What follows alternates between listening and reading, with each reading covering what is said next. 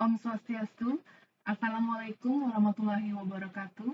Salam sejahtera untuk kita semua. Salam, Namo Buddhaya, salam harmoni.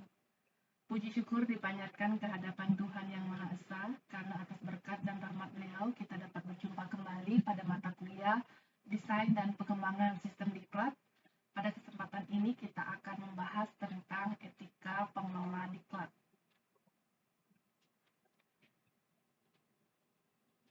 Adik-adik mahasiswa yang Ibu kasihi, secara profesional di lapangan, pengelola diklat dalam hal ini disebut dengan tenaga kediklatan yang mengikuti Training Officer Course atau Management of Training, merupakan tenaga kediklatan yang profesional yang diberikan wewenang untuk mengelola sebuah program diklat.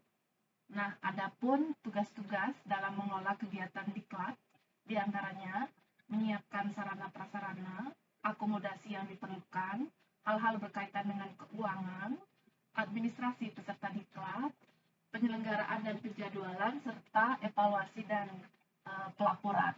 Jadi, berdasarkan bidang tugas pengelolaan diklat tersebut, kita akan mencoba melakukan praktek ya untuk adik-adik Prodi Teknologi Pendidikan, jurusan Ilmu Pendidikan, Psikologi dan Bimbingan, Fakultas Ilmu Pendidikan, Universitas Pendidikan Ganesha. Nah, ada satu hal penting yang perlu adik pahami terkait dengan etika pengelola diklat. Untuk keterampilan-keterampilan lainnya, kita akan bahas pada kegiatan pembelajaran selanjutnya. Untuk etika pengelola diklat ini, penting kita pahami bersama bahwa terdapat aturan-aturan atau norma-norma yang menjadi pedoman yang berlaku untuk penyelenggaraan program diklat. Secara umum, etika pengelola diklat ini dapat dilihat dari aspek berpikir, bersikap, bertingkah laku, dan penampilan seorang tenaga pengelola diklat. Nah, sebagai tenaga pengelola diklat, kita harus memiliki keterampilan berpikir kritis atau critical thinking. Kita mampu mengenali masalah-masalah yang ada di lapangan untuk kita pikirkan solusi yang terbaik. Hal ini akan dituntut banyak ketika adik praktek melakukan analisis kebutuhan program diklat. Kemampuan berpikir yang berikutnya adalah kemampuan berpikir kreatif.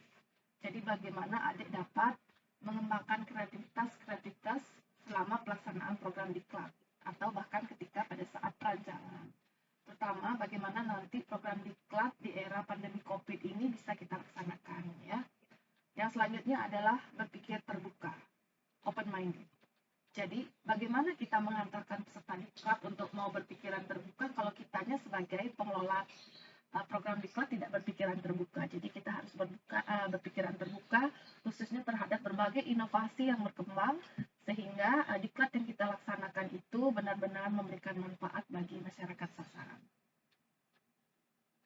Nah, kita juga dituntut untuk bersikap jujur, ya. Artinya tulus kita melaksanakan program diklat itu sehingga bermakna bagi masyarakat sasaran.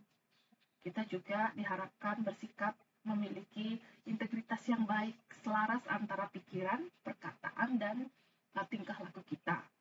Juga kita harus confidence, percaya diri, selama proses merancang, melaksanakan hingga melaporkan program diklat yang kita laksanakan.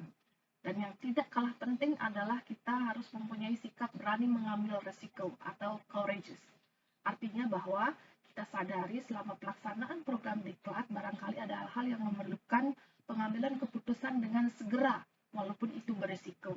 Sebagai contoh, ketika kita sudah melaksanakan program diklat, tiba-tiba salah satu narasumber tidak bisa hadir. Nah, di sini kita harus bisa mengambil sikap, mengambil risiko ya dari keadaan yang terjadi, dari situasi yang berkembang.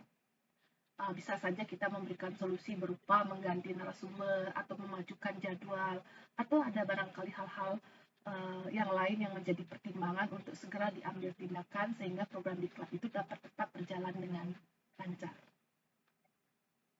Selanjutnya adalah juga diharapkan seorang tenaga diklat itu memiliki tingkah laku yang mencerminkan keterampilan-keterampilan diantaranya berani berbicara di depan publik. Nah, gambar ini adalah kakak kelas adik Nia Silvania Panggabean yang sekarang semester 7 sedang praktek kenal lapangan ya di sekolah yang dipilihnya ya. Jadi memiliki kemampuan berbicara di depan publik. Foto ini diambil ketika pelaksanaan program diklat di Sanggar Kegiatan Belajar SKB Pemaron pada tahun 2019 yang lalu. Keterampilan lain yang perlu dimiliki yang mencerminkan pengelola diklat itu memiliki tingkah laku yang profesional dan baik ya adalah bisa terampil membaca efektif, terampil merancang pelatihan, terampil merancang slide. Ini penting sekali, ada kaitannya dengan mata kuliah yang lain seperti pengembangan atau desain pesan ya, pengembangan media pembelajaran juga. Kemudian di sini adik-adik juga harus terampil melatih dan memfasilitasi pembelajar. Ini sangat penting. Bagaimana para peserta diklat merasa terfasilitasi pada saat pendidikan dan pelatihan berlangsung.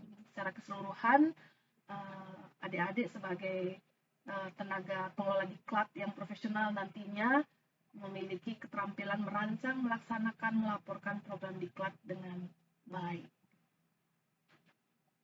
Nah, satu aspek yang tidak kalah penting adalah performance, berpenampilan. Berpenampilan yang bagaimana? Nah, di sini tidak maksudnya cantik atau ganteng itu tidak jadi ukuran. Yang jadi ukuran adalah sopan dan simpatik. Ketika kita sudah sopan dan simpatik, kita akan menjadi menarik gitu. Ya. Tentu hal ini harus dibarengi dengan tutur kata yang sopan dan yang tidak kalah penting terutama ketika melaksanakan program diklat untuk pembelajar dewasa adalah bagaimana program kita itu dari pintu depan sudah menyambut pembelajar untuk belajar. Tidak bersifat menggurui, tidak bersifat menakut-nakuti, tetapi di sini me-welcome mereka untuk mempelajari pengetahuan dan keterampilan yang baru. Jadi gambar di sini bisa adik lihat, ini adalah kakak kelasnya semester 7 juga sekarang dari pelatihan tahun lalu, Dewi Fitrianti, bagaimana step by step betul-betul me-welcome para tutor ya, para tutor untuk memanfaatkan smartphone, memanfaatkan aplikasi Excel Learning dalam menyusun rencana pembelajaran yang inovatif bagi para tutor di Sanggar Kegiatan Belajar yang ada di Kabupaten Buleleng. Nah, agar kita senantiasa memiliki atau cara berpikir yang sebagaimana disampaikan, cara bersikap yang baik, termasuk bertingkah laku yang profesional seperti disampaikan tadi, kita harus terus up to date dengan segala perkembangan yang terjadi. Kita harus meningkatkan kemampuan kita, baik kemampuan berkomunikasi kita, kreativitas kita, kemampuan kita berkolaborasi maupun kemampuan kita dalam berpikir secara kritis. Hal ini adalah aspek-aspek yang betul-betul diperlukan pada pembelajaran maupun penyelenggaraan diklat di abad 21 ini. Oleh karena itu, tetap semangat belajar adik-adik, tingkatkan diri, dan jangan malu untuk bertanya, berkolaborasi dengan dosen, dengan teman, kita semua adalah pembelajar. Terima kasih, sekian pembahasan untuk pertemuan pada kali ini. Silahkan mengikuti aktivitas selanjutnya pada e-learning, di Learning Management System yang telah disiapkan di e-learning Undiksa. Sekian, Ibu akhiri dengan mengaturkan para mesanti. Om Santi Santi Santi Om. Wassalamualaikum warahmatullahi wabarakatuh. Salam sejahtera untuk kita semua. Salam Namo Buddhaya. Salam harmoni. Semangat belajar.